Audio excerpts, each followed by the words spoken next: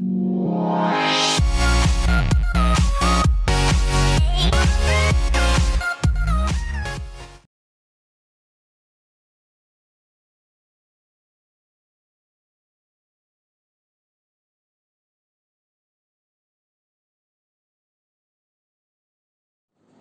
आज बात करते हैं हम प्रश्नावली 16 की, पृष्ठीय क्षेत्रफल एवं आयतन। ठीक है, तो हम यहाँ पे जो भी आकृतियां हमारी होंगी सारी की सारी कौन सी आकृतियां होंगी? 3D आकृतियां होंगी, त्रिविमीय आकृतियां। ठीक है, कहने का मतलब जिनकी लंबाई चौड़ाई और ऊंचाई तीनों जो हो वही हमारी क्या कहलाती है? 3D आकृति कहलाती है। तो देखो भाई, बात करते हैं सबसे पहले घन और घनाभ की। घन और घनाभ की यानी कि मैं बात कर रहा हूँ 16.1 की। ठीक है, तो इनके ऊपर क्या क्वेश्चन जो आते हैं वो किस तरह से आते हैं, यानी कि इनका जो क्षेत्रफल का फॉर्मूला होता है, घन का तो होता है 6a² और घनाभ का होता है 2lb प्लस bl प्लस,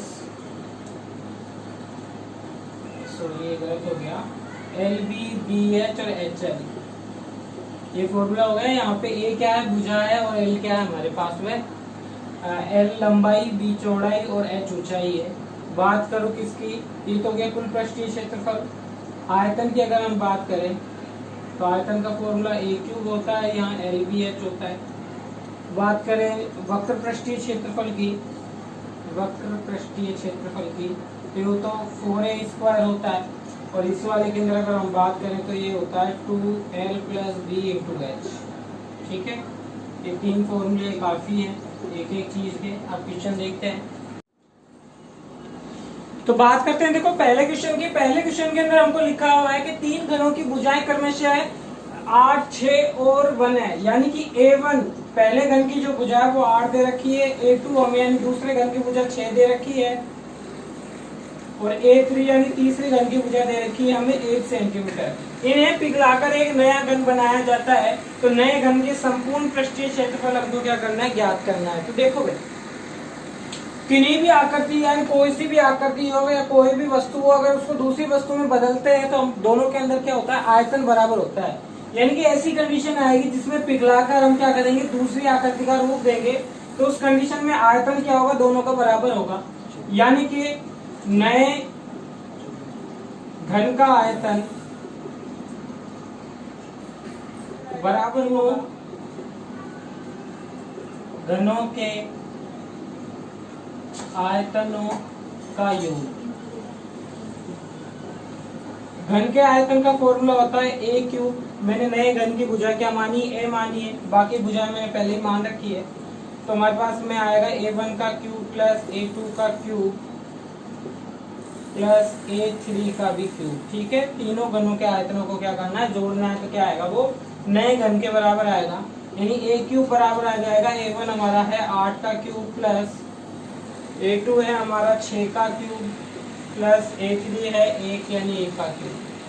बात करें 8 के क्यूब की, तो 8 का क्यूब हमारा होगा 512 प्लस 6 के क्यूब की अगर हम बात करें तो वो होगा हमारा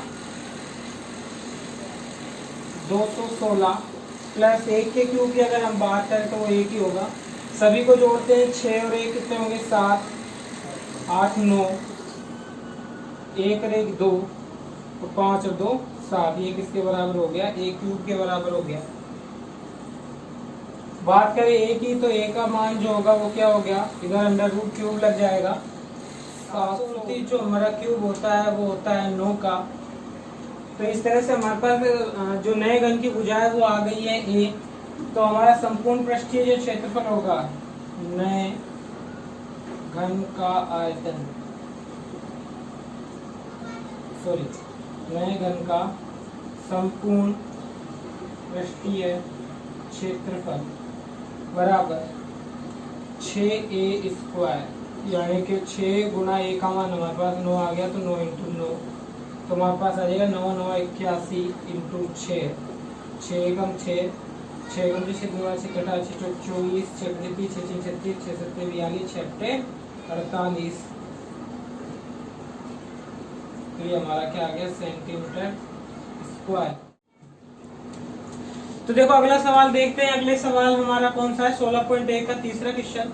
इसके अंदर हमको दे रखा है कि संदूक की माप 50 इंटू 36 इंटू 25, यानी कि जब गुणा में दो चीजें दें तो वो लंबाई और चौड़ाई होती है, और गुणा में अगर तीन चीज दें यानी पहली लंबाई, दूसरी चौड़ाई और तीसरी हमारी क्या होती है, ऊंचाई होती है। ठीक है, तो हमें यहाँ ज्ञात करना है कि संदूक के कवर बनाने में लगे कपड़े का क्षेत्रफल। हमें यहाँ क्या करना है, ज्ञात करना है। तो बात करें किसकी, संदूक के। संदूक के अंदर तीन चीज दे रखी है, यानी क्या है, घनाभ है। तो घनाभ का जो क्षेत्रफल होगा उसका फॉर्मूला हम यहाँ यूज लेंगे। तो घनाभ के क्षेत्र का फॉर्मूला क्या होता है, 2 into l B plus B H plus H l. ये क्या है, हमारा संपूर्ण पृष्ठीय क्षेत्रफल ज्ञात करने का फॉर्मूला। ठीक है, अब देखो भाई यहाँ आ जाएगा क्या, 2 एल हमारा कितना है 50 इंटू बी हमारा है 36 plus 36 into 25 plus 25 into 50, 25 into 50। ठीक है, मल्टीप्लाई करते हैं, दो को भी ऐसे कैसे रहने दो, 50 इंटू अगर 36 अगर हम करेंगे तो हमारे पास आएगा 6 पंजे 30 का 0 हासिल 3, 5 के 15, 16 17 18, यानी कि 1800 आ जाएंगे। प्लस 36 गुणा 25 अगर हम करें तो 25 का 150 का 0 हासिल लगेगी 15, 25 को अगर 3 से मल्टीप्लाई करेंगे तो हमारे पास आएगा 125 गुण 50, 25 75, और 75 के अंदर अगर हम जोड़ते हैं 15 तो 75 और 15 हो जाएंगे कितने, 90। तो हमारे पास क्या आ गया 900। प्लस अगर हम क्या करेंगे, मल्टीप्लाई 25 इंटू 50 करते हैं तो 25 पंजे कितने होते हैं, 125 होता है, और एक जीरो और आ जाएगी तो 1250 हो गया। सभी को जोड़ लेते हैं, हमारे पास आएगा 50, 2 9 10 11, 11 और 8 19 का 9 हासिल 1 लगेगी, 1 2 3, कितना आ गया 3950। इसको 2 से मल्टीप्लाई करेंगे तो हमारे पास आ जाएगा 00 9 दिन 18, 1 19 का 9 हासिल 1 3 6 1 7, 7900 सेंटीमीटर स्क्वायर। ये हमारा क्या आगे भाई इतने कपड़े की आवश्यकता होगी हमें क्या, कवर बनाने में। बात करें क्वेश्चन नंबर 4 की, तो 4 के अंदर हमको दिया हुआ है कि एक घन है, घन के प्रत्येक पृष्ठ का जो क्षेत्रफल है वो 100 सेंटीमीटर हमको दे रखा है। 100 सेंटीमीटर क्या है, प्रत्येक घन का, घन के पृष्ठ का क्षेत्रफल है। और ये कह रहा है कि घन को अगर 2 बराबर भागों में बांट दें तो हमारा जो नया घन प्राप्त होगा, सॉरी नया घनाभ जो प्राप्त होगा उसका संपूर्ण पृष्ठीय क्षेत्रफल क्या होगा वो हमें ज्ञात करना है। ठीक है भाई, बात करें एक पृष्ठ का क्षेत्रफल, तो घन का एक पृष्ठ क्या होता है, एक वर्ग होता है, वर्ग का क्षेत्रफल होता है ए स्क्वायर, यानी ए स्क्वायर बराबर क्या आ गया 100 आ गया, तो ए बराबर क्या आ जाएगा √100 यानी कि 10। ठीक है, बात करें भाई ये घन कैसा है, कुछ इस तरह से बना सकते हैं हम।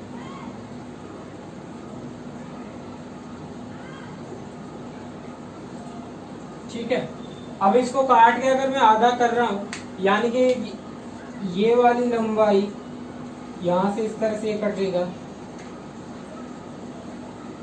ठीक है, तो अगर बीच में से मैं काट दूंगा तो देखो ये वाली 10 है, ये वाली भी 10 ही होगी, लेकिन ये जो लंबाई होगी वो क्या हो जाएगी 5 हो जाएगी, यानी चौड़ाई और ऊंचाई सेम रहेगी लेकिन लंबाई क्या हो जाएगी, हट जाएगी, मतलब आधी हो जाएगी। तो इसका जो नया जो पृष्ठीय क्षेत्रफल आएगा उसके लिए L जो होगी वो हमारी 10 होगी, B जो होगी वो भी कितनी होगी 10, और H होगी वो 10 होगी। लंबाई यहाँ हमारी कितनी हो जाएगी, आधी होगी, इसलिए ये क्या आ गया 5 आ जाएगा।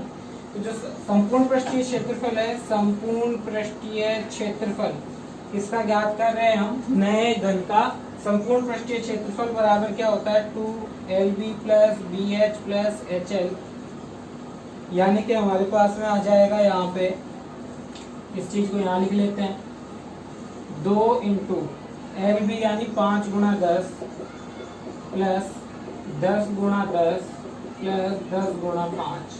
ठीक है, LB BH HL, तो हम इसको मल्टीप्लाई कर लेते हैं तो कितना आएगा 50 प्लस 100 प्लस 50, यानी कि ये हो गए 2 गुणा 200, 2 को 200 से गुणा करेंगे तो हमारे पास आएगा 400 सेंटीमीटर स्क्वायर, क्योंकि ये हमारा क्या है क्षेत्रफल, तो क्षेत्रफल की इकाई सेंटीमीटर स्क्वायर या वर्ग सेंटीमीटर होगा। अब देखते हैं अगला क्वेश्चन। चलो देखो अब अगला क्वेश्चन देखते हैं। तो अगले क्वेश्चन में हमको दे रखा है कि एक बगैर ढक्कन का क्या है, संदूक है, इसकी लंबाई चौड़ाई और ऊंचाई दे रखी है, कौन सी, बाहर वाली। बाहरी जो लंबाई चौड़ाई ऊंचाई है वो हमको दे रखी है कि L equal to 146, B equal to क्या है 116 और H इक्वल टू 83 है। तो इस संदूक की जो मोटाई है वो 3 सेंटीमीटर है।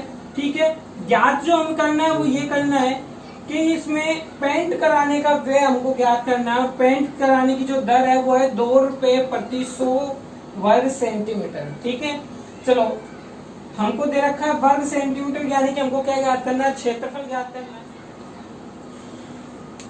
तो देखिए संदूक जो हमारा है कुछ इस तरह से है। तो देखो इसके अंदर जो लंबाई है ये बाहर वाली दे रखी है L, ये हमारी क्या हो जाएगी, तिरछी वाली जो लंबाई है वो है हमारी B, और ये वाली हमारी हो जाएगी क्या, ऊंचाई H। ठीक है, देखो इसकी जो मोटाई है वो अगर 3 सेंटीमीटर दे रखी है। बात करूं अगर मेरे को ज्ञात करना है लंबाई, तो लंबाई के अंदर देखो अंदर की ओर हमें क्या करना है, पेंट करना है इस क्वेश्चन में। तो अंदर की जो लंबाई है वो कितनी होगी, इधर से 3 कम हो जाएगी, इधर से 3 कम हो जाएगी। ठीक है, यानी कि मैं बात करूं आंतरिक लंबाई की, तो आंतरिक लंबाई 146 तो बाहरी थी, इसमें से क्या घटा दूंगा, 3 इधर से और 3 इधर से घटेगा, यानी 3 - 3 अगर हम करते हैं तो 140 हमारे पास में क्या आ जाएगा, L आ जाएगा। बात करूं चौड़ाई की यानी B की, तो B की अगर हम बात करते हैं तो B में भी क्या होगा, एक तो इधर वाली मोटाई आएगी और एक उधर पीछे वाली मोटाई आएगी, यानी कि इसके अंदर से भी मेरे को क्या करना पड़ेगा, 3 को 2 बार घटाना पड़ेगा। तो 116 - 3 हम करेंगे तो हमारे पास आ जाएगा 110। बात करें H की, तो देखो ऊपर से बिना ढक्कन वाला है, यानी ऊपर कुछ नहीं है, यानी ऊपर तो कुछ मोटाई होगी नहीं, मोटाई केवल कहाँ होगी, यहाँ नीचे की ओर होगी, यानी कि जो 83 है इसमें से केवल मेरे को एक बार 3 घटाना पड़ेगा, तो मेरे पास आ जाएगा 80। ठीक है, अब क्योंकि मेरे को क्या ज्ञात करना है, संपूर्ण पृष्ठीय क्षेत्रफल। ठीक है, लेकिन ध्यान रखना इसके अंदर एक जो हिस्सा है वो क्या है, नहीं है, यानी कि या तो मैं कर सकता हूँ क्या, फॉर्मूला लगेगा, क्षेत्रफल संपूर्ण पृष्ठीय क्षेत्रफल बराबर होगा 2LB plus 2L plus B into H। ये तो हमारा क्या है, चारों दीवारों का क्षेत्रफल आएगा, प्लस नीचे की अगर मैं बात करूं तो नीचे लंबाई और चौड़ाई है, तो प्लस में क्या आ जाएगा, LB और आ जाएगा। ठीक है, तो इस तरह से हमारे पास ढक्कन तो गायब हो गया, क्या आ गया, संपूर्ण पृष्ठीय क्षेत्रफल बिना ढक्कन वाले का। ठीक है, या फिर हम इस तरह से कर सकते हैं कि संपूर्ण का फॉर्मूला लगा देंगे LB BH प्लस HL, और इसमें से माइनस क्या कर देंगे, ऊपर वाला हिस्सा यानी LB एक बार क्या कर देंगे, घटा देंगे। तो इस तरह से भी हम कर सकते हैं। ठीक है, बात करूं इसके अंदर तो हमारे पास क्या आएगा, 2L प्लस B हमारा कितना है 140 प्लस 110 इंटू ऊंचाई है हमारे पास में 80 प्लस L इंटू B यानी कि 140 इंटू आएगा 110। तो हमारा जो उत्तर है वो कुछ इस तरह से आएगा, 8 दूनी 16 यानी 160, तो ये आ गया, 2 को जब 80 से गुणा किया, अंदर वाली को अगर मैं जोड़ूंगा तो मेरे पास आएगा 140 50 250 प्लस में क्या आ जाएगा, प्लस में हमारे 140 इंटू 110 है, एक दूसरे से मल्टीप्लाई कर लेते हैं अपन। तो देखो हम 25 को गुणा करें 16 से तो हमारे पास आएगा 16 पंजे 80 का 0 हासिल लगेगी 8, 16 32 और 8 एक 40 होंगे, ये आ गए 2 जीरो ऐसे कैसे हो रहेंगे, 1 जीरो इसकी और 1 जीरो इसकी। ठीक है, बात करें इन दोनों को प्लस करने की, तो 14 को अगर 11 से मैं मल्टीप्लाई करता हूँ तो 14 का 4 आएगा, हासिल लगेगी 1, 14 और 1 15, ये हमारे पास आ गया, और 2 जीरो इसमें हासिल आ जाएंगे। अगर इन सभी को जोड़ दे 2 और 2 4, 2 और 2 4, तो हमारे पास कितना आएगा 54, तो एक आएगा 4 और 1 5, यानी कि क्या हो गया 55,400 हमारे पास क्या आ जाएगा, संपूर्ण पृष्ठीय क्षेत्रफल आ जाएगा, सेंटीमीटर में है ये। अब बात करें व्यय की, तो देखो 100 वर्ग सेमी का व्यय हमारे पास कितना दे रखा है, 2 रुपए दे रखा है, तो 1 वर्ग सेमी का क्या होगा, 1 वर्ग सेमी का व्यय वो आएगा हमारे पास 2/100 का क्या दे देंगे, भाग दे देंगे।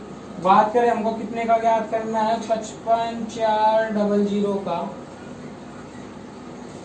वर्ग सेमी का व्यय, तो ये आएगा 2/100। ये तो क्या है, 1 का गुणा कितने का ज्ञात करना है, 55,400 का करना है। 2 जीरो से 2 जीरो कट जाएंगी तो हमारे पास 2 से मल्टीप्लाई करेंगे तो 4 दूनी 8, 5 दूनी 10 का जीरो यहाँ से 1, 10 रे 11 तो 1108 रुपये। ये हमारा क्या है, टोटल व्यय है क्या करने का, पेंट करने का अंदर की ओर। तो देखिए अगला क्वेश्चन जो हमारा छठा है, इसके अंदर हमको दे रखा है कि किसी घनाभ की लंबाई, चौड़ाई और ऊंचाई का योग जो है वो 19 सेंटीमीटर है, विकर्ण 11 सेंटीमीटर है, तो इसका संपूर्ण पृष्ठीय क्षेत्रफल हमको क्या करना है, ज्ञात करना है। ठीक है, तो देखो संपूर्ण पृष्ठीय क्षेत्रफल के फॉर्मूले से पहले हम विकर्ण के फॉर्मूले की बात करते हैं। तो विकर्ण का जो फॉर्मूला होता है, विकर्ण बराबर हमको दे रखा है 11, तो विकर्ण का फॉर्मूला होता है रूट के अंदर l square plus B square plus H square बराबर क्या है 11, यानी कि l square plus B square plus H square equal to हमारे पास में क्या आ जाएगा, इधर से वर्ग रूट को हटाऊंगा तो उधर वर्ग हो जाएगा, 11 का वर्ग कितना 121 हो गया। ठीक है, अब देखो भाई यहाँ पे एक इक्वेशन तो ये रही, एक इक्वेशन ये रही। मैं वर्ग वाले को सिंगल वाले के अंदर चेंज नहीं कर सकता, लेकिन सिंगल वाले को वर्ग में चेंज कर सकता हूँ। ठीक है, यानी कि ऊपर वाले समीकरण 1 का क्या कर दूं, मैं वर्ग कर दूं। समीकरण 1 का वर्ग करने पर, वर्ग करने पर, तो वर्ग जब हम करेंगे तो हमारे पास आएगा l plus B plus H का होल स्क्वायर बराबर 19 का स्क्वायर। तो देखो बात करें l plus B plus H के होल स्क्वायर की, तो इसका फॉर्मूला होता है l square plus B square plus H square plus 2 L B plus 2 H L plus यहाँ पे आएगा B H plus 2 L H. ठीक है, बराबर 19 का वर्ग करेंगे तो हमारे पास में आएगा 361। ठीक है, अब देखो यहाँ पे एल स्क्वायर बी स्क्वायर और एच स्क्वायर का मान हमको पता है 121 है, समीकरण 2 से 121 बराबर इन तीनों में से 2 कॉमन आ रहा है, सॉरी प्लस है यहाँ पे 2 कॉमन आ रहा है, तो ब्रैकेट में बचेगा L B plus B H plus H L बराबर में 361 है। तो देखो भाई यहाँ से अगर 121 का मैं पक्षांतरण करता हूँ तो 2 L B plus H B H plus H L बराबर आएगा हमारे 361 माइनस 121 के। तो ये वाला जो फॉर्मूला है वो हमारा किसका फॉर्मूला है, संपूर्ण पृष्ठीय क्षेत्रफल का। तो घनाभ का संपूर्ण पृष्ठीय क्षेत्रफल बराबर हमारे पास क्या आ जाएगा, इसमें से इसको घटा दो, 1 में से 1 गया 0, 6 में से 2 जाएगा 4, 3 में से 1 जाएगा 240। ठीक है, सेंटीमीटर स्क्वायर ये हमारा क्या है, संपूर्ण पृष्ठीय क्षेत्रफल है। तो देखिए अगले क्वेश्चन की अगर मैं बात करूं तो अगले क्वेश्चन के अंदर हमको एक दीवार की लंबाई, चौड़ाई और ऊंचाई दे रखी है। ठीक है, एक दीवार की लंबाई, चौड़ाई, ऊंचाई दे रखी है, साथ में दे रखा है ईंट की विवाह, यानी कि ईंट की जो लंबाई, चौड़ाई और ऊंचाई है। हमसे ये पूछ रहा है कि इस दीवार को बनाने में ऐसी कितनी ईंटें लगेंगी, यानी ईंटों की संख्या हमसे पूछ रहा है। ठीक है, तो किसी भी चीज की अगर संख्या पूछता है, किसी भी चीज की अगर संख्या पूछता है तो उसका फॉर्मूला होता है बड़ी वस्तु का आयतन, बड़ी वस्तु का आयतन बटे छोटी वस्तु का आयतन, छोटी वस्तु का आयतन। ठीक है, अब दीवार छोटी हो गया, ईंट छोटी हो गया, ईंट का आयतन नीचे आएगा, और बड़ी कौन है, दीवार, तो दीवार का आयतन कहाँ आएगा, ऊपर आएगा। अब देखो भाई यहाँ हमारा जो होगा वो ईंटों की संख्या, ईंटों की संख्या बराबर क्या आएगा, दीवार का आयतन, दीवार का आयतन बटे ईंट का आयतन।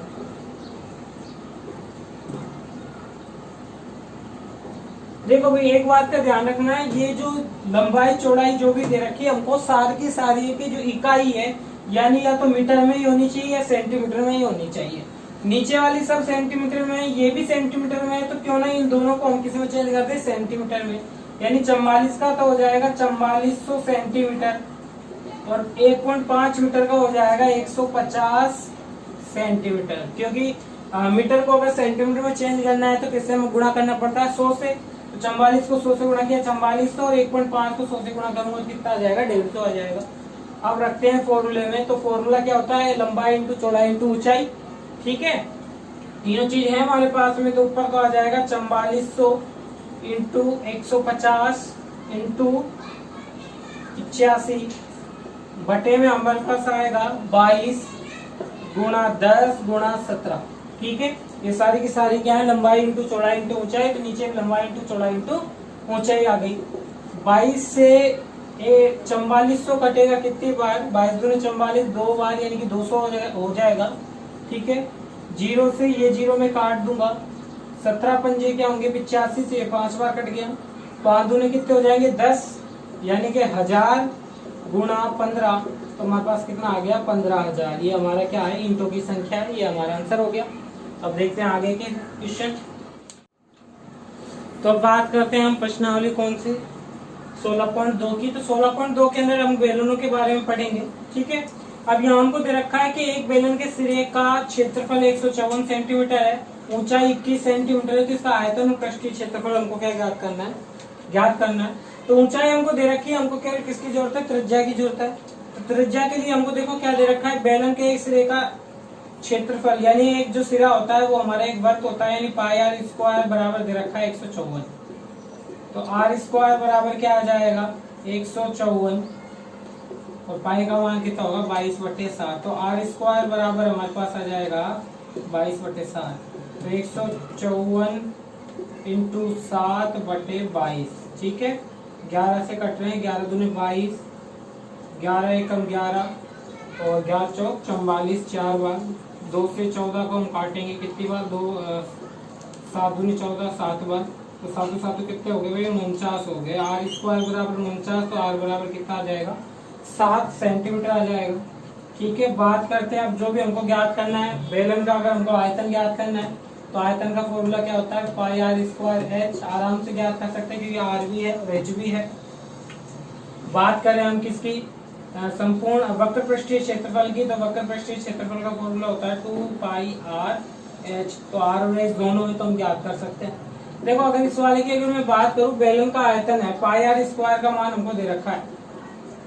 वैसे तो हमें क्या करना है आर का और एच का मान रखना है, लेकिन अगर मैं बात करूं थोड़ा शॉर्टकट की, तो पाई आर स्क्वायर का 154 है, एच हमारी 21 है, तो 21 को क्या कर दो 154 से मल्टीप्लाई कर दो तो हमारे पास आयतन आ जाएगा। ठीक है, चलो मल्टीप्लाई कर भी लेते हैं। 1 को गुणा करें अगर 4 से तो 154 ऐसे कैसे आएगा, 2 को गुणा करेंगे 4 दूने 8, 5 दूनी 10 का 0 हासिल 1 2 और 1 3, तो हमारे पास आ जाएगा 4 8 5 13 का 3 हासिल 1 2 3, यानी 3234। तो हमारे पास क्या आ जाएगा आयतन। बात करें क्या किसकी वक्र पृष्ठीय क्षेत्रफल की, तो 2 गुणा 22/7 गुणा आर का मान 7 है इंटू एच का मान 21 है, 7 से 7 कट जाएगा। ठीक है, अब 22 को अगर इससे गुणा करते हैं तो हमारे पास आता है 44 गुणा 21, तो हमारे पास में आ जाएगा कितना 44 का डबल कितना हो गया 88, 0 प्लस 44, तो हमारे पास में कितना आ जाएगा 0 में 4 जोड़ेंगे 4 आ गया, 8 और 4 12 का 2 हासिल 1 8 9 924 क्या आ गया उत्तर आ गया। देखो मैंने यहाँ जो किया है तुम्हें उससे मतलब नहीं है, तुम्हें तो डायरेक्ट मल्टीप्लाई करना है। ठीक है, मैंने ये क्या किया है थोड़ा यूज किया है क्या कि इसको क्या कर दिया 44 गुणा 2 प्लस 20 प्लस 1 गुणा 44, कुछ इस तरह से किया है। 20 को 44 गुणा करने पे ये आएगा और 1 को 44 से गुणा करेंगे तो ये आएगा, तो मैंने डायरेक्ट कर दिया। ठीक है, तुम अपने हिसाब से गुणा कर लेना, उत्तर यही आएगा। क्वेश्चन नंबर 4 की अगर मैं बात करूं तो देखो इसके अंदर आपको दे रखा है कि त्रिज्याओं का अनुपात 2:3 है और ऊंचाइयों का अनुपात 5:4 है। ठीक है, तो हम या तो ऐसे कर सकते हैं कि R1 बराबर 2x और R2 बराबर 3x ले लें। ठीक है, H1 बराबर 5y और H2 बराबर 4y। ठीक है, यानी कि जब अनुपात में हो तो उनके गुणा में कुछ ना कुछ या तो x मान लो या y मान लो या फिर a मान लो, इस तरह से उसको मान के हम स्पेशल क्या त्रिज्या और ऊंचाई बता सकते हैं।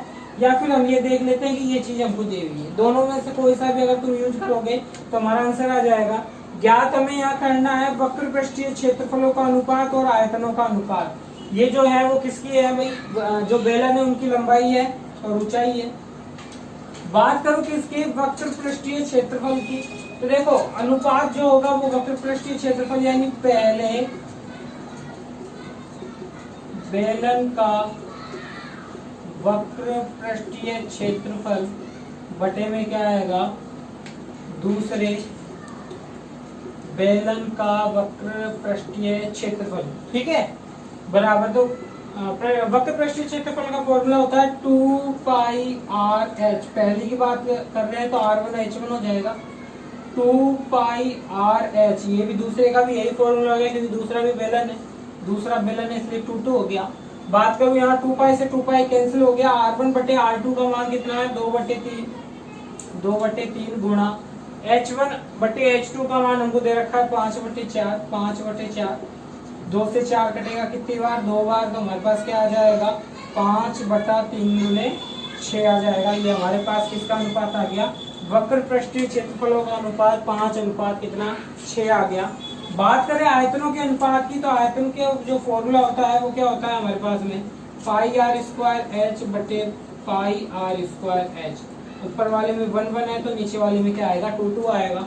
यहाँ पाई से पाई कैंसिल हो रहा है और R1 बटा R2 दोनों का स्क्वायर हो रहा है इसलिए होल पे स्क्वायर में लगा सकता हूँ, इंटू H1 बटे H2, ऐसे कैसे आ जाएगा, तो R1 बटे R2 का मान हमारे पास कितना है 2/3 का क्या आ जाएगा होल स्क्वायर, इंटू H1 और H2 का मान दे रखा है 5/4 आ गया, 2 का स्क्वायर होता है 4, 3 का होगा 9 गुणा 5/4, 4 से 4 कट जाएगा तो हमारे पास बचेगा 5/9, यानी कि 5:9 हमारा क्या है आयतनों का अनुपात है, ठीक है। तो इस तरह से हमको क्या करना है, अनुपात ज्ञात करना है। अगर हम इस तरह से करेंगे तो भी हमारा क्या यही उत्तर आएगा, क्योंकि फिर x से x क्या हो जाएंगे, ऊपर और नीचे दोनों तरफ कट जाएंगे। चलो अब देखते हैं अगला क्वेश्चन। अगला क्वेश्चन है हमारा 5वां 16.2 का। इसके अंदर क्या दे रखा है हमको, बेलन का संपूर्ण पृष्ठीय क्षेत्रफल दे रखा है, वक्र पृष्ठीय क्षेत्रफल जो है वो संपूर्ण पृष्ठीय क्षेत्रफल का 1/3, ये कंडीशन दे रखी है, ठीक है। देखो हमको दिया हुआ है क्या, बेलन का वक्र पृष्ठीय क्षेत्रफल संपूर्ण पृष्ठीय क्षेत्रफल का 1/3 मतलब 1/3 भाग है, यदि वक्र पृष्ठीय क्षेत्रफल बराबर क्या आ जाएगा हमारे पास में 1/3 संपूर्ण पृष्ठीय क्षेत्रफल। तो ऊपर वाले की अगर मैं बात करूं तो हमारे पास क्या आ जाएगा, संपूर्ण पृष्ठीय क्षेत्रफल कितना है, फॉर्मूला होता है इसका 2 पाई आर प्लस एच बराबर 462। बात करूं सेकंड कंडीशन की, तो दूसरी स्थिति से हमारे पास में आएगा क्या, वक्र पृष्ठीय क्षेत्रफल का फॉर्मूला होता है 2 पाई आर एच बराबर होगा 1/3 संपूर्ण पृष्ठीय क्षेत्रफल दे रखा है 462, यानी कि हमारे पास आ जाएगा 2 पाई आर एच बराबर 1/3, 3 का भाग है 3 एकम 3, 3 पंजे 15 और 3 चौक 12, ठीक है। ये समीकरण 1 हो गया, समीकरण 2 हो गया। तो देखो समीकरण 1 का अगर 2 में मैं भाग देता हूँ तो मेरे पास देखो 2 पाई कटेगा, r से r कटेगा, लेकिन यहाँ पे आर एच बचेगा और अपॉन में एच, यानी 2 चर बच जाएंगे। तो इस तरह से हमें भाग नहीं देना, हमको क्या करना है एक दूसरे में से घटा देते हैं। तो समीकरण 1 को 2 में से घटाने पर तो 2 पाई आर प्लस एच में से माइनस करना है 2 पाई आर एच बराबर 462 में से माइनस करना है 154। यहाँ देखें अपन तो यहाँ सभी में से कॉमन क्या आ रहा है हमारे पास में 2 पाई आर कॉमन आ रहा है, तो यहाँ से बचेगा इस bracket r plus H minus यहाँ से क्या बचेगा h बचेगा, बराबर में हमारे पास में कितना आ जाएगा, देखो भाई 12 में से 4 जाएंगे तो हमारे पास बचेगा 8, 5 में से 5 गया 0, 4 में से 1 गया तो 308 आ गया। यहाँ देखो भाई h से h क्या हो जाएगा, कट जाएगा, यानी कि कट जाएगा तो केवल r बचेगा, यानी कि यहाँ हमारे पास बचेगा 2 पाई आर स्क्वायर बराबर 308, ठीक है। तो यहाँ आ जाएगा 2 गुणा 22/7 गुणा आर स्क्वायर बराबर 308, तो आर स्क्वायर बराबर आ जाएगा 308 गुणा 7/22 गुणा 2। अगर मैं भाग दूं यहाँ पे 11 का तो देखो अब कटेगा क्या, 11 दूने 22, यहाँ जाएगा 11 दूने 22, 11, 8, 88, 28 बार चला गया। ये हमारे पास कटेगा 2 से कितनी बार, 14 बार, फिर 2 से कटेगा 7 बार। तो आर स्क्वायर बराबर क्या आएगा, 7 गुणा 7। तो आर बराबर क्या आ जाएगा, रूट के अंदर 7 गुणा 7 यानी कि 7 सेंटीमीटर। बात करें हमें ज्ञात करना है आयतन, तो बेलन का जो आयतन है, बेलन का आयतन बराबर, तो बेलन का आयतन जो होगा हमारे पास में क्या होता है formula, pi R square H. अब एच हमने क्या ज्ञात नहीं किया अभी तक, तो एच का मान पहले ज्ञात कर लेते हैं। इसके लिए आर का मान हमको करना पड़ेगा क्या, आर का मान समीकरण, देखो ज्यादा रहे आसान रहेगा समीकरण 2 में रखने पर, तो समीकरण 2 में अगर मैं रखता हूं तो मेरे पास आता है 2 गुणा 22/7 गुणा आर का मान आ गया 7 गुणा एच बराबर 154। तो देखो भाई यहाँ पे अगर इसको देखें तो हमारे 7 से 7 कट रहा है, 7 से 7 कटेगा, ठीक है। 22 से अगर मैं काटूं इसको तो ये कटेगा कितनी बार, 7 बार कटेगा। तो यहाँ h बराबर आ जाएगा 7/2, h बराबर कितना आ जाएगा, h बराबर आ गया 7/2। 7/2 अगर h बराबर आ गया तो हमको आयतन का फॉर्मूला मैं डायरेक्ट लगा रहा हूँ यहाँ पे। बेलन का आयतन बराबर क्या होता है, पाई आर स्क्वायर एच, पाई का मान 22/7 गुणा आर स्क्वायर, तो यानी आर का कितना हो जाएगा 7 गुणा 7 और एच का मान 7/2 आ गया, ठीक है। यहाँ 3 बार गुणा में क्या आ गया 7, 1 7 से 1 7 कटेगा, 2 से 22 कटेगा 11 बार, तो आएगा 11 गुणा 7 7 49, तो 49 को 11 से गुणा करते हैं तो हमारे पास आएगा 1199 का 9 हाथ से लगेगी 9 और 11 चौक 44, 44 के अंदर अगर हम 9 जोड़ते हैं तो हमारे पास बचेंगे 53। तो ये हमारा क्या है आंसर आ गया। अब बात करूं क्वेश्चन नंबर 7 की, तो देखो इसके अंदर हमको दे रखा है बेलन का आयतन दे रखा है 30 पाई और आधार का क्षेत्रफल दे रखा है 6 पाई, बेलन की ऊंचाई हमसे पूछ रहा है, ठीक है। तो देखो आयतन का जो फॉर्मूला होता है, यानी आयतन B इक्वल टू होता है आधार का क्षेत्रफल गुणा ऊंचाई यानी h, ठीक है। तो आयतन हमको दे रखा है 30 पाई बराबर आधार का क्षेत्रफल हमारे पास कितना आ जाएगा 6 पाई इंटू h, ठीक है। तो इसको देखें तो 30 पाई के तो बटे में कौन आ जाएगा, 30 पाई बटा 6 पाई बराबर h, पाई से पाई कटेगा, ये कटेगा 5 बार, तो h बराबर 5 हमारे पास क्या आ जाएगी, ऊंचाई आ जाएगी। ये सेंटीमीटर में तो ये सेंटीमीटर में ही होगी, ठीक है। देखो अब मैं बात करूं कौन सी प्रश्नावली की, प्रश्नावली 16.4 की। तो इसका 5वां क्वेश्चन में हमको क्या दिया हुआ है, बेलन की त्रिज्या दे रखी है r बराबर 4 सेंटीमीटर और बेलन की ऊंचाई दे रखी है 10 सेंटीमीटर, ठीक है। अब इस बेलन को क्या करना है, पिघलाकर गोले के अंदर चेंज कर रहे हैं। गोले बहुत सारे जिसकी त्रिज्या दे रखी है हमको 2 सेंटीमीटर, तो हमको पूछ रहा है गोलियों की संख्या। देखो कोई भी एक चीज अगर दूसरी में चेंज होती है तो दोनों का आयतन बराबर होता है, ठीक है। अब जब बात आती है संख्या की, तो मैंने बताया कि किसी की भी संख्या अगर ज्ञात करनी है तो बराबर किसकी होती है, बड़ी वस्तु का आयतन बटे में छोटी वस्तु का आयतन। तो जो गोलियों की जो संख्या होगी वो बराबर किसकी होगी, बड़ी वस्तु का आयतन। बड़ी वस्तु क्या होगी, हमारा बेलन, तो बेलन का आयतन, क्योंकि एक बेलन को चेंज कर रहे हैं गोलियों में।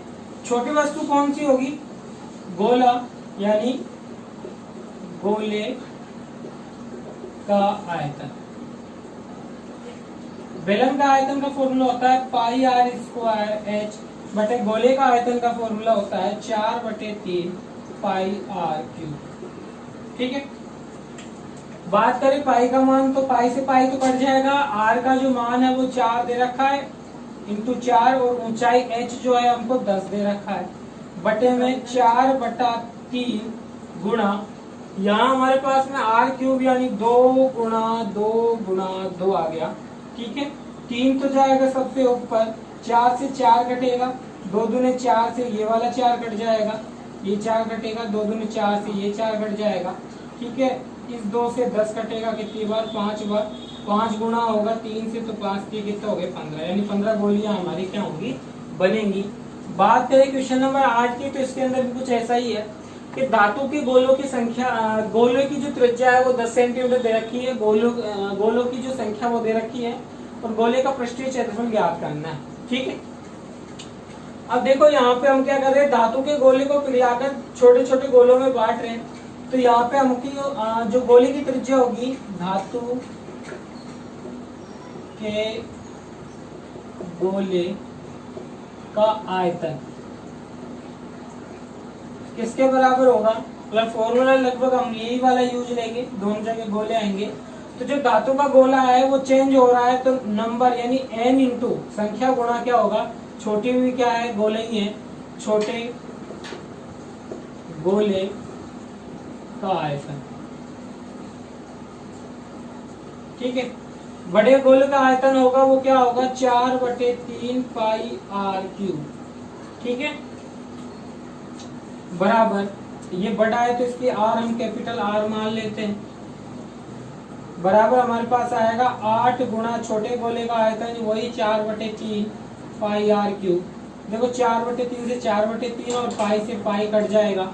ठीक है, यहाँ आर का जो मान है वो हमको दे रखा है 10 का क्यूब, बराबर 8 गुणा स्मॉल आर का क्या होगा, क्यूब होगा। तो ये 8 कहाँ आएगा, पक्षांतर करने में बटे में, यानी कि आएगा 1000/8 बराबर क्या आ जाएगा, आर क्यूब।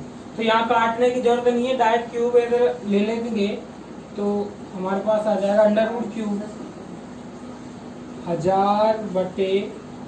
तो 8 का जो घनमूल है वो तो कितना होता है हमारा 2, और 1000 का घनमूल होता है 10।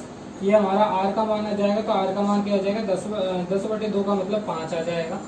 ठीक है, गोले का क्या ज्ञात करना है हमको, संपूर्ण पृष्ठीय क्षेत्रफल। तो ये फॉर्मूला होता है 4/3 पाई, सॉरी इसका होता है 4 पाई आर स्क्वायर। तो 4 गुणा पाई का मान हमारे पास क्या है 22/7 गुणा आर स्क्वायर, यानी कितनी 5 का स्क्वायर कितना होगा 25 होगा। ठीक है, 25 चौक 100, 100 को 22 से गुणा करेंगे तो हमारे पास आएगा 2200/7। ठीक है, 7 का भाग देने पर हमारा क्या आ जाएगा, आंसर आ जाएगा। ठीक है, तो इस तरह से इसके अंदर भी लगभग जो भी सवाल है उस सभी के अंदर हमको यही करना है कि जो भी चीज हमको दी हुई है तो उसका फॉर्मूला लगा देना है, या फिर त्रिज्या ऊंचाई वगैरह आपको दे रखी है और डायरेक्ट जो पूछ रहा है उसका फॉर्मूला लगा देना है, हमारे पास क्या आ जाएगा, आंसर आ जाएगा।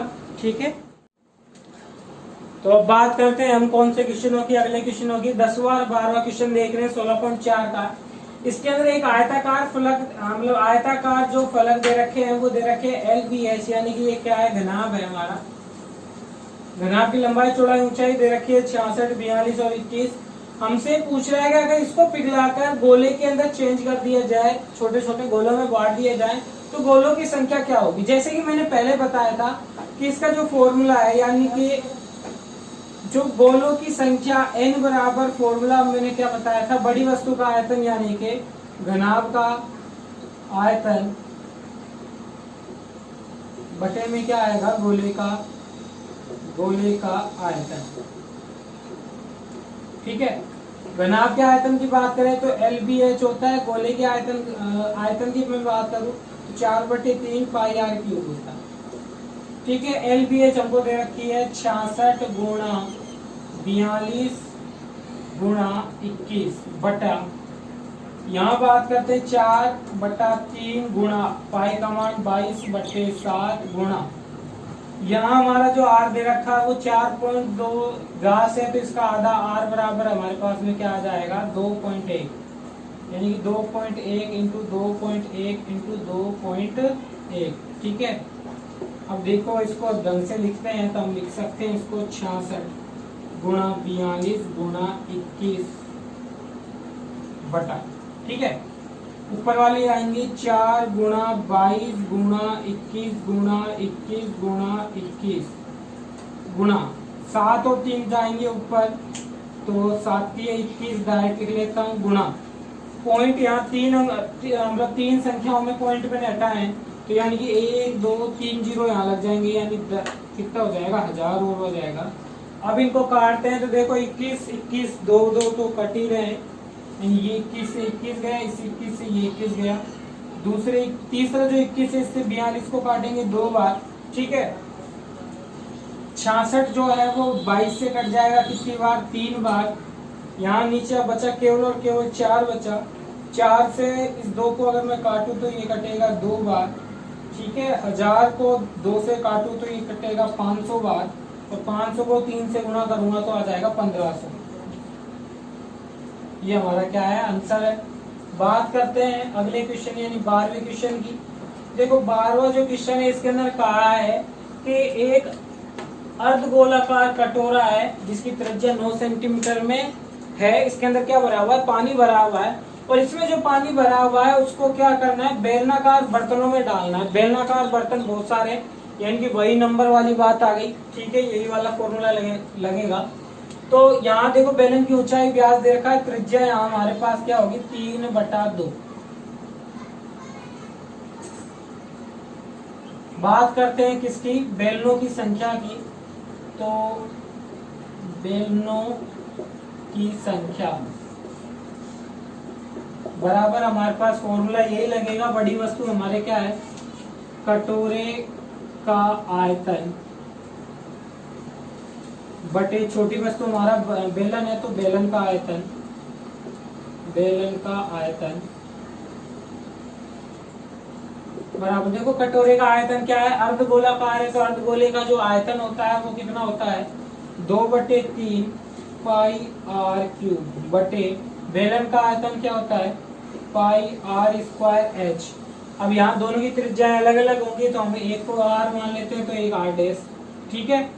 तो देखो भाई पाई से पाई यहाँ कट जाएगा, तो आएगा 2/3 गुणा आर क्यूब, यानी कि 9 का क्यूब होगा, 9 गुणा 9 गुणा 9 बटे में आर डैश का स्क्वायर करेंगे। आर डैश का हमारे पास कितनी है, 3/2 है, तो यहाँ गुणा में आ जाएगा बटे में 3/2 गुणा 3/2 गुणा ऊंचाई की अगर मैं बात करूं तो यहाँ ऊंचाई हमको दे रखी है 4, ठीक है। 2 दूनी 4, 4 से ये 4 कट जाएगा। बात करें ऊपर की तो आएगा 2 गुणा 9 गुणा 9 गुणा 9 बटे 3 गुणा 3 गुणा 3। तो देखो कितना होगा, 3 किया 9, 9 से ये 9 कट जाएंगे, एक 9 कट जाएगा, 3 से 9 को काटेंगे, 3 किया 9 3 बार कटेगा। ऊपर वाले को सीधा गुणा कर देते हैं, हमारे पास क्या आ जाएगा, 9 का 9 9 नीचे 27, और 27 का डबल करेंगे तो 7 दूनी 14, 5 5 10 और 1 2 4 5 54 क्या आ जाएगा, इसके अंदर बेलनों की संख्या आ जाएगी, ठीक है। चलो देखो अब देखते हैं अगर विविध के क्वेश्चन। तो विविध के अंदर 7वां क्वेश्चन ये कहता है कि एक शंकु, अर्धगोला और बेलन जो है तीनों के तीनों क्या है, एक ही आधार है और एक समान ही क्या इनकी ऊंचाई है, और हमको ज्ञात करना है इनके आयतनों का अनुपात। तो एक बार मैं डायग्राम में बना लेता हूँ। शंकु कुछ हमारा इस तरह से होता है, ठीक है। बात करें अर्धगोलक, तो अर्धगोलक कुछ इस तरह से होता है, ठीक है। तीसरा अगर हम बात करें तो तीसरा हमारा क्या है, तीसरा बेलन है, बेलन कुछ इस तरह से होगा। यदि प्रश्न अनुसार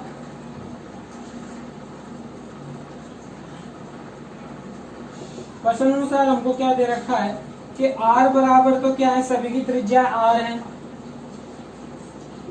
सभी की त्रिज्या क्या है, R है। और अगर मैं बात करूं बेलन की ऊंचाई की, बेलन की ऊंचाई बराबर है शंकु की ऊंचाई, जो कि क्या है, अर्धगोले की त्रिज्या के बराबर है, यानी अर्धगोले की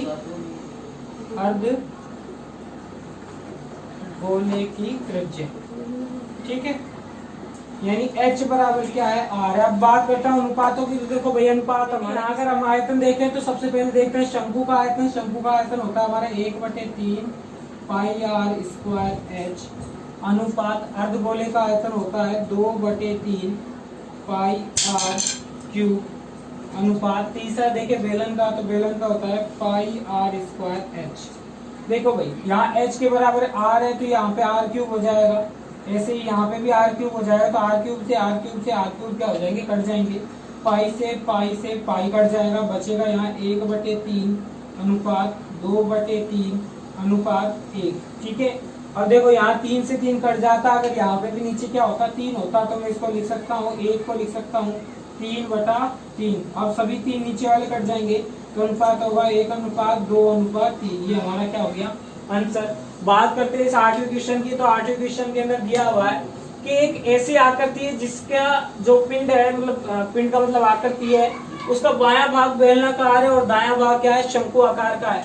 बायां भाग तो क्या हो गया बेलनाकार इस तरह से। ठीक है, बात करें किसकी शंकु की, तो इसका दायां भाग है मतलब ये वाला, वो कैसा है शंकु आकार का कुछ इस तरह से है। हमको क्या ज्ञात करना है, स्ट्रोस का आयतन ज्ञात करना है। सब चीजें हमको दे रखी है। ठीक है, तो आयतन बराबर क्या आएगा, बेलन का आयतन, बेलन का आयतन प्लस शंकु का आयतन, शंकु का आयतन। ठीक है, अब देखो भाई बेलन का आयतन हमारे पास में क्या होता है πr²h। r है क्या हमारे पास व्यास है, तो व्यास 14 है तो r बराबर कितना होगा 7 हो जाएगा। बात करें शंकु की, तो शंकु की भी जो व्यास है वो 14 है, तो यहाँ पे भी r बराबर 7 आ गया। ऊंचाई अलग से दी रखी है, उसकी ऊंचाई हमारी पास 40 दे रखी है बेलन की। ठीक है, यानी h बराबर ये है और h डैश बराबर 12 सेंटीमीटर है। प्लस शंकु के आयतन की मैं बात करूं तो शंकु का जो आयतन है वो होता है 1/3 πr²h। यहाँ हमारा r जो होगा वो सेम है तो कोई दिक्कत नहीं है, h अलग अलग है इसलिए इसको h डैश कह देंगे। ठीक है, सभी में से कॉमन आ रहा है हमारे पास पाई यानी 22/7। ब्रैकेट के बाहर जब हमारे आएगा वो कौन कौन आएगा, देखो भाई r² का मान क्या है, r² भी देखो कॉमन आ रहा है तो यहाँ r² कॉमन लेते हैं, यानी कि r का मान है हमारे पास कितना 7, तो हमारे पास आएगा 7 × 7। और कोई कॉमन है क्या, h अलग अलग है तो अलग अलग ही रहेंगी। तो ब्रैकेट के अंदर हमारे पास यहाँ h का मान दे रखा है 40 प्लस यहाँ पे आ रहा है 1/3 गुणा h डैश है वो है 12। इस 7 से 7 कट जाएगा तो 22 × 7 अगर हम करते हैं तो 7 दूने 14 के 4 हासिल 1 14 1 15 154 आ गया। ठीक है, बात करें गुणा तो 40 3 से 12 जो कटेगा वो कितनी बार कटेगा 3 चौक 12 4 बार कट गया, 4 40 में जुड़ेगा तो 44 आ जाएगा। ठीक है, अब इसको इससे गुणा कर देना है तो गुणा करने पर हमारे पास क्या आएगा, देखो 4 चौक 16 का 4 हासिल 1 लगेगी, 4 × 20 और 21 का 1 हासिल 2 4 एकम 4 5 6 आ गया 6 1 6, तो हमारे पास गुणा करने पे आ जाएगा 6 7 7 6, यानी कि ये हमारा क्या है आंसर है। ठीक है, इस तरह से प्रश्नावली खत्म होती है। ठीक है।